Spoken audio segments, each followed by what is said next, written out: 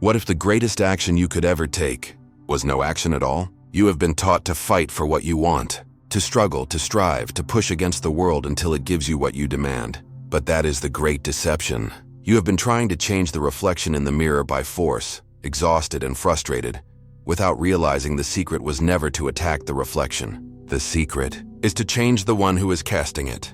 By the end of this message, you will understand the immense power of stillness. You will learn why doing nothing after assuming your desire is the final and most crucial step that makes all the difference. Stay, and you will not leave as the person who is seeking, but as the one who is, inevitably, found. You've been fighting, haven't you? Pushing against a reality that seems stubborn, cold, and unresponsive. You've been trying so hard, using all your force, all your will, believing that your effort is the currency for change. You treat the world as something to be conquered, an external fortress you must break into. But what if I told you that the entire battle is a misunderstanding? What if the world isn't fighting you back at all? Oh, it's responding, but not to your struggle. It's responding to the silent assumption behind it. Every ounce of effort you expend is a declaration to the universe that you do not have what you seek. It's a prayer of lack, and your consciousness, the great I am within you, is so faithful to your inner state that it diligently paints the world in the image of your struggle. You're not trying to get something. You're screaming that it is absent. And reality, the perfect mirror, simply agrees. So it is, it whispers back. You do not have. But that's only the surface. The true operant power isn't in your hands. It's in your awareness. Your reality is not an event that happens to you. It's a shadow cast by your own consciousness. When you pursue, you are running away from your goal, because the very act of chasing affirms that your desire is separate from you. It's always over there, just out of reach. Think about it, feel it. The frantic energy of needing something to happen, the desperate checking for signs, the anxiety tightening in your chest. That entire state is a powerful affirmation. It is a perfectly crafted scene of absence. And your inner world, the only creative reality, projects that scene onto the screen of space with unwavering loyalty. You are the director of your own play, and you have cast yourself as the one who is always seeking, never finding. The world has no choice but to obey your script, to play its part in the drama of your own making. It doesn't judge, it simply reflects. Now let this sink in. When you stop, when you cease the chase, when you drop the desperate need to control every outcome and manipulate every shadow, something miraculous happens. You take your attention off the problem. You withdraw your energy from the state of lack. In this stillness, you are no longer telling reality that you are incomplete, that you are waiting for something outside of yourself to be fulfilled. This is not apathy. It is the highest form of faith. It's a silent, profound knowing that what you desire is already a fact in consciousness. By stopping the chase, you stop acknowledging its absence. You pull the plug on the engine of struggle, and in that sacred pause, in that quiet surrender, the universe finally has the space to rush in and deliver what you have, up until now, been holding at arm's length with your own resistance. You stop pushing it away by trying to pull it closer. Here's what changes everything. You must understand that you are not a victim of circumstances, but the selector of them. Reality is a response system. It waits for your cue, for your inner conviction. When a gardener plants a seed, he does not dig it up every hour to see if it's growing. He trusts the process. He knows the life is within the seed. He simply provides the right environment and lets it be. Your assumption is the seed. Your desire is not something you must acquire. It is a seed already within your imagination, waiting to be accepted as true. Your constant need to do something is the act of digging it up, of doubting the unseen power. The moment you truly stop, you are saying with a quiet confidence that shakes the foundations of your old world, it is done. You are no longer reacting to the world of shadows. You are resting in the causal world of pure consciousness. So for a moment, just be still. Don't try to manifest. Don't try to attract. Don't even try to believe. Simply stop running. Stop the inner monologue of panic and doubt. Let go of the oars. You've been rowing frantically against the current, not realizing the river was always taking you to your destination. The external world is just a time lag, a delayed reflection of your former inner states. By stopping the chase, by refusing to engage with the illusion of lack, you allow your new true state of being to finally project itself without interference. You cease being the beggar and become the master. You stop asking and you simply are. This is the great secret. This is the beginning of effortless creation. This is where you drop the heavy burden of how and when, and you step into the glorious freedom of simply being. Now go deeper. This is where you move from ceasing the fight to embodying the victory. The great mystic Neville Goddard, did not teach a method of acquisition. He taught a law of being.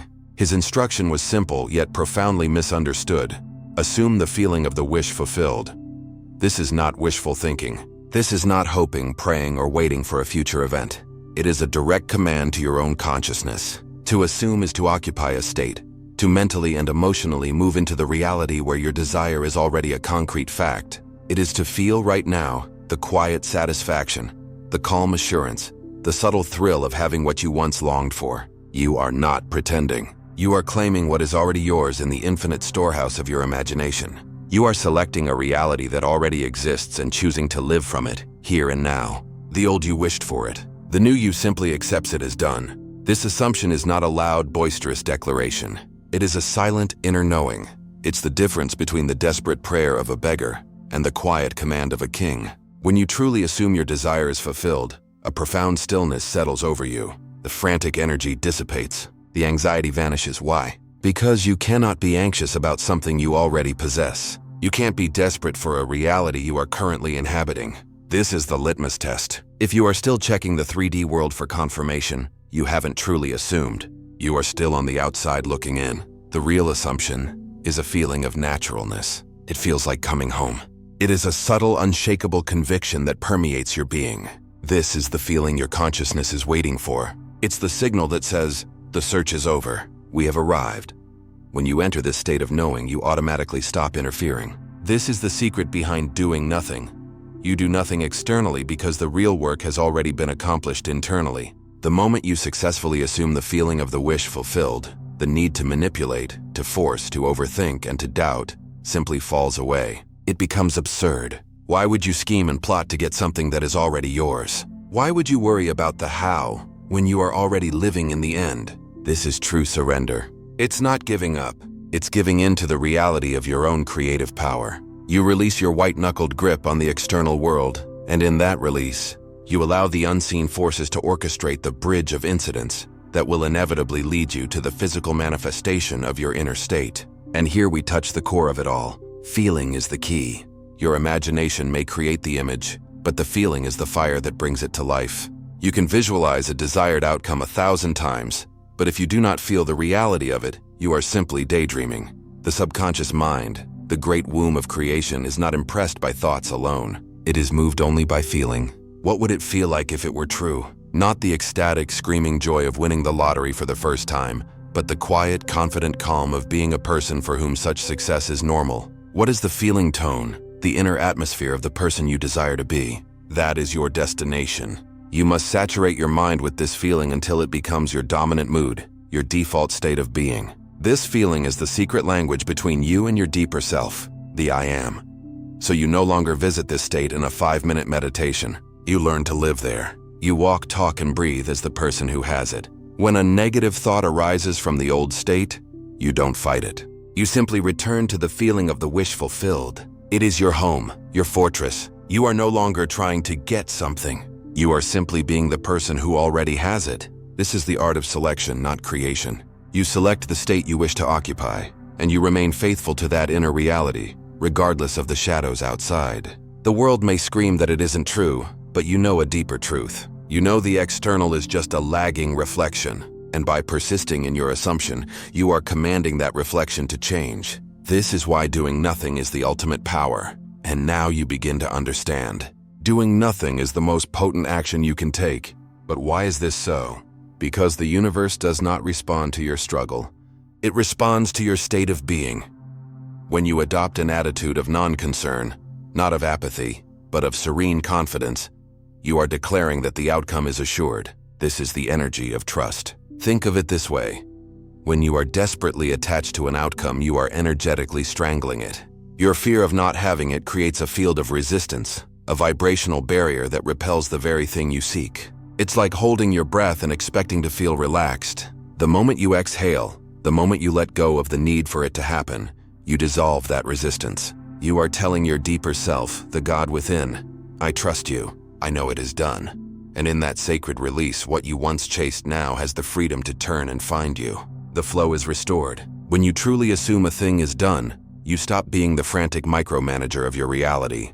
You cease the endless mental calculations, the plotting, the second guessing, the manipulation of people and events. This constant mental effort is not creative. It is corrosive. It is born from the assumption that the power is out there and that you must orchestrate the world to get what you want. But the true power is within you. When you live from the end, you become the calm observer. You are no longer trying to connect the dots because you know the full picture is already complete within your imagination. This inner peace is magnetic. It allows the natural, harmonious unfolding of events to take place. You stop blocking the path with your own anxieties. You stop questioning the how, and by doing so, you allow the perfect how to emerge, often in ways you could never have conceived. This is what it means to give reality space. Your current reality is the hardened form of your past assumptions. When you introduce a new assumption, a new feeling state, you are asking reality to reshape itself. But if you are constantly poking and prodding it with doubt, fear, and impatience, you are interfering with the process. You are like a sculptor who will not take his hands off the clay, preventing it from ever settling into its new form. Doing nothing is the act of taking your hands off. You have given the command. You have impressed the form upon the formless substance of awareness. Now your job is to be still and know that I am is at work. This nothing is a sacred void, a fertile silence where the old world dissolves and the new one crystallizes, free from the contamination of your resistance. Imagine your consciousness as a broadcasting tower. When you are in a state of assumption, of knowing it is done, you are transmitting a clear, pure, coherent signal into the quantum field. The signal says simply, I am that.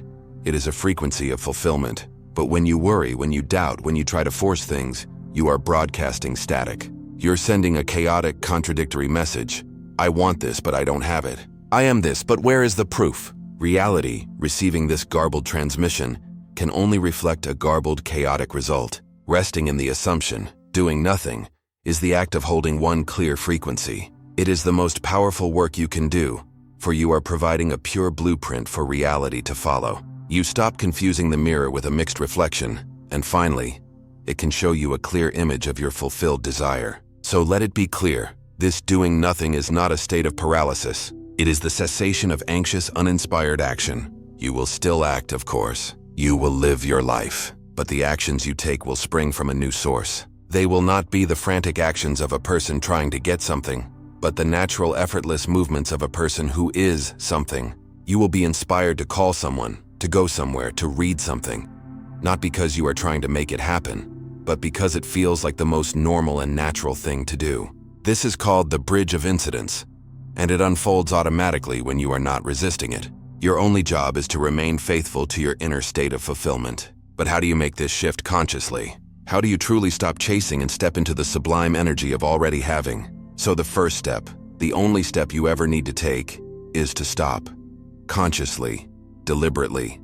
You must make a firm decision, right now, to stop chasing what you want. You must recognize that the mode of I need this to happen is a prison of your own design. It is a state of consciousness, and as long as you occupy it, your world will be a perfect reflection of needing, not of having. This state is a frantic, desperate prayer that perpetuates the very lack you despise. To break the spell, you don't need a new technique or a secret ritual. You simply need to withdraw your energy. You must look at the chase, at the worry, at the struggle, and say with the authority of the I am within you, no more. This isn't giving up on your desire. It is giving up the fruitless method of struggle so the desire can finally have a clear path to you. It is an act of supreme power. Now feel the two energies. Close your eyes for a moment and feel the state of needing. Feel the tightness in your chest, the rapid thoughts, the sense of urgency, the subtle vibration of fear that it might not work out. That is the energy of pursuit. It is the frequency of lack. Now let it go, and imagine, just for a second, what it would feel like if you already had everything you desire. Not the wild excitement, but the quiet aftermath. The calm, the confidence, the deep, unshakable certainty that all is well. Feel that relaxation in your shoulders, the slowing of your breath, the gentle peace that settles in your heart. That is the energy of having. That is the frequency of fulfillment. Which one feels like truth? Which one feels like power? You were not born to live in the frantic state of the beggar. You were born to dwell in the serene confidence of the king. To enter the energy of having is to begin living from the end. You ask yourself a simple question: how would I feel if my desire were a present fact? And you capture that feeling. Then you go further. How would my inner conversations change? What would I be saying to myself throughout the day? You certainly wouldn't be worrying about its arrival. You wouldn't be complaining about its absence. You would be thinking from the wish fulfilled. Perhaps you'd be mentally planning what to do next, now that your desire is realized. Perhaps you'd feel a quiet gratitude. This is the inner work. You stop rehearsing the drama of lack and start living in the quiet reality of fulfillment. You change your mental diet. You refuse to entertain thoughts that contradict your assumption. This isn't faking it. It is being loyal to a reality that is more real than the world of shadows you see with your eyes. This is the alchemy of consciousness. You are literally redefining who you are. The state of chasing perpetually affirms, I am the one who lacks this. When you consciously shift into the energy of having, you are making a new, more powerful declaration. I am the one who has this. And the universe knows only one name for God, and that is I am. Whatever you claim for yourself with feeling and conviction that you must become. Your reality is not shaped by your wants, but by your concept of self. To change your world, you must first change your I amness. Stop being the person who is trying to manifest and start being the person who already has it all. Dwell in that state. Let it be your secret sanctuary. The world will have no choice but to conform to the new blueprint you have given it, for you are its only operant power. Initially, this new state of being might feel strange. The absence of the old anxiety, the lack of the familiar drama of the chase can create a kind of void, a silence. This is the Sabbath, the sacred pause, the stillness where the seed of your assumption begins its silent germination. Do not mistake this quiet for inaction or failure. This silence is not empty. It is pregnant with your new creation. It is the fertile ground where your desire is taking root in the unseen. But it is here, in this calm before the storm of manifestation, that so many falter. They panic in the stillness and rush back to the noise of worry and doubt. They cannot bear the silence that precedes the sound of their victory. You must make peace with the silence. Between the moment you successfully plant the seed of assumption in your consciousness and the moment it blossoms in your physical world, there is a necessary interval, a sacred pause. This is the gap where most people lose their way.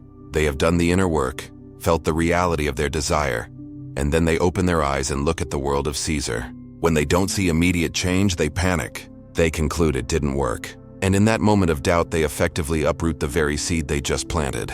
They abandon their new state and rush back to the familiar comfort of their old problems. This silence, this seeming void, is not a sign of failure. It is the sound of the universe rearranging itself on your behalf. It is the ultimate test of your faith, not in some external power, but in the reality of your own I am. Understand this. This gap is not a delay. It is an alignment. Your physical reality is a dense, complex tapestry woven from the beliefs and assumptions of all of humanity. When you change your assumption, you are introducing a powerful new thread. The entire picture must now subtly reconfigure itself to accommodate your new state. People have to make new decisions, opportunities have to shift, and circumstances have to be moved across the board to create the path for your desire to appear. This is the bridge of incidents. It is a divine and complex recalibration. It is the universe turning a great ship. There is immense momentum beneath the surface long before the prow is seen to have changed course. The silence is not emptiness. It is the evidence of this profound unseen movement. It is the quiet hum of creation at work. Your work during this period is simple, yet it requires a gentle mastery over your own mind. You must persist. Your only responsibility is to remain faithful to your assumption, to the reality you experienced in your imagination. When your senses report the opposite, when friends or headlines tell you it's impossible, you must quietly and confidently return to the feeling of the wish fulfilled. It is your sanctuary. It is the only truth. This refusal to accept the evidence of the senses is the highest form of faith. You are not denying reality. You are denying the supremacy of the shadow world over the causal world of your consciousness. Every time you refuse to be shaken, you are anchoring your new reality more firmly. You are holding the mold steady so that the liquid gold of life can pour in and harden in the shape of your desire. And as you persist, you live your life. You do not put your happiness on hold, waiting for the manifestation. That is the old energy of lack. You must live with ease. You must refuse to give your problem any more of your precious energy. Your job is not to stress about the how or obsess over the when. Your job is to embody the state of the person who has already moved past that problem. What would you be doing today if your wish were fulfilled? Go and do that to the best of your ability. Carry the inner calm, the secret smile of knowing into everything you do. This ease is the final seal on your assumption. It is the ultimate declaration to your subconscious mind that the matter is settled. You are not waiting for a delivery. You are simply living in the new home that you have already claimed in your imagination. There is no power on earth that can stop a sustained assumption from objectifying itself as fact. It is a law as certain as gravity. The harvest is guaranteed if you do not disturb the seed. Your external world is nothing more than a lagging indicator, a reflection of yesterday's consciousness.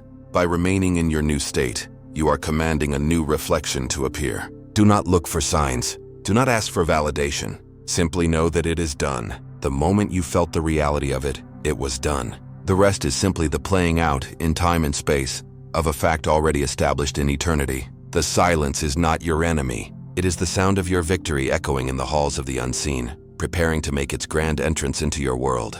Trust it, rest in it, for it is the prelude to your new reality. The chase is over. The work is done. Your only remaining task is to be the one for whom it is done. You are no longer the creator in training. You are the master, simply selecting from the gallery of worlds within you. So I ask you, now that the struggle is over, who have you decided to be? Declare it in the comments below. Let your words be the first echo of your new reality. Subscribe and turn on notifications because this awakening is only the beginning. And do not stop here. If this message sparked a fire in you, the next video is the fuel. Click it now and go deeper into the law of your own being.